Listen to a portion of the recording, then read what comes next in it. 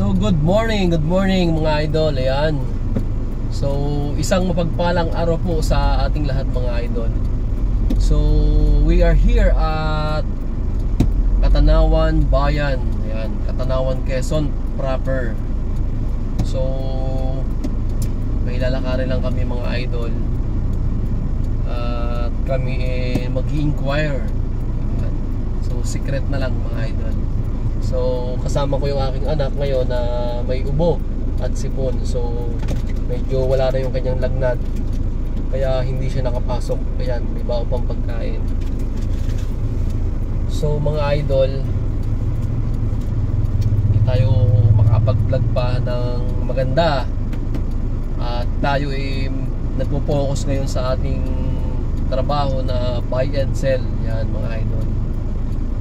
So nandito kami ngayon sa tapat ng Inverca University, Katanawan, Quezon. So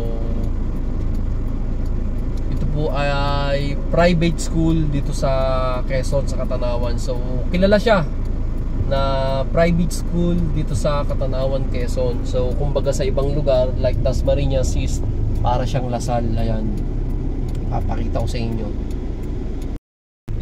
So yan mga idol, ayan po yung Inverca University ng Katanawan, Quezon. So ang main branch po nito mga idol is nasa Lucena City. Ayan. So ito ipapakita ko sa inyo yung Katanawan, Quezon. Sa mga hindi pa po nakakapunta ng Katanawan, Quezon, ito po ang bayan ng Katanawan. So yung way na yan, nasa may nakikita ninyo, papunta po yan ng Mulanay, San Andres, San Narciso. Ayan, Quezon, dulong-dulo na po yan. At may pier din po sa dulo niyan, sa San Andres, going to Masbate. Ayan mga idol. So ipapakita ko din sa inyo yung ginagawang Mang Inasal dito. Ayan, shout out sa Mang Inasal. Ayan, nakikita niyo po yung ginagawang yun, yan sa may likod ng Smart Padala. So hopefully by coming October, ayan, matatapos na to at baka mabuksan na itong Mang Inasal ng Katanawan, Quezon. Ayan mga idol. So shout out sa Mang Inasal. Bali kaharapan lang siya ng Jollibee. Magkaharap sila ng Jollibee. Yan naman yung Jollibee. Yan. Yan, oh. Hindi lang kami lumabas ng sasakyan, dito lang kami sa loob. At medyo maaraw, masakit sa balat. Wala pa ting parking sa may kabila. Ayan. Ayan po yung Mang Inasal, malapit na po siyang matapos. Yan. Shout out sa mga taga Katanawan, Quezon at sa mga karatig bayan ng Katanawan. At finally meron ng Mang Inasal dito. At for sure madami pong kakain dito. Kasi ang Mang Inasal dito, makakakain ka lang kapag nasa Gumaca at Lucena City. Yan. So nakita ninyo, malapit na pong mabuksan, mag grand opening ang Mang Inasal dito sa Katanawan, Quezon. So pinabati ko po pala ang Sweet Journey. Yan, shoutout po sa mga taga Sweet Journey, kay Ma'am Let Morales Rocco. Ayan, shoutout po sa iyo ma'am. At sa SJ Mart. Ayan, dito lang din po ito sa Katanawan. At kung sa pasarapan po ng cake, ang mga sweet needs, yan, pwede po kayong mag-order sa Sweet Journey. May page po sila mga idol.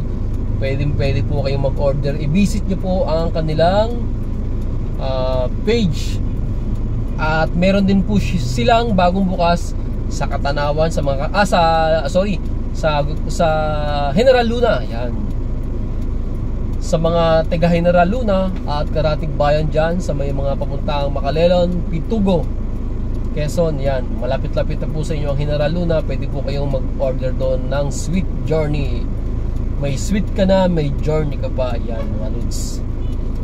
So at isa pa, yan, shoutout sa mga kaibigan ko dyan sa Dasmariñas, Cavite, kay Artec print and printing services yan kay Harold Hayes Magalong Villarante. Located po yan sa may crossing Paliparan. Sa mga gusto pong magpa-print, any print needs yan, mga stickers, pwede po kayong magpagawa dyan kay Artec. Alright. At sa may mga problema po dyan ng mga sasakyan, sa mga pang-ilalim, puntahan nyo po ang RR Ken. Expert po yan sa under chassis. Yan, sa may mga lagotok, kalampag, kabig, basta lahat po ng problema ng pang-ilalim ng inyong mga sasakyan. Free check-up po yan mga idol. Yan. At shoutout din po sa ating mga kaibigan dyan, ng mga vloggers sa San Narciso, mga taga Mulanay, kila Partners TV, kay Ma'am Maymay. Ayan, shoutout sa inyo dyan, sa mga tropa natin dyan, mga vloggers sa dulo ng Quezon, at sa lahat ng mga vloggers. So yun lang mga idol, maraming salamat. Tayo po ay laging mag-iingat kahit saan man tayo magpunta. Ride safe always. God bless po mga idol. Peace.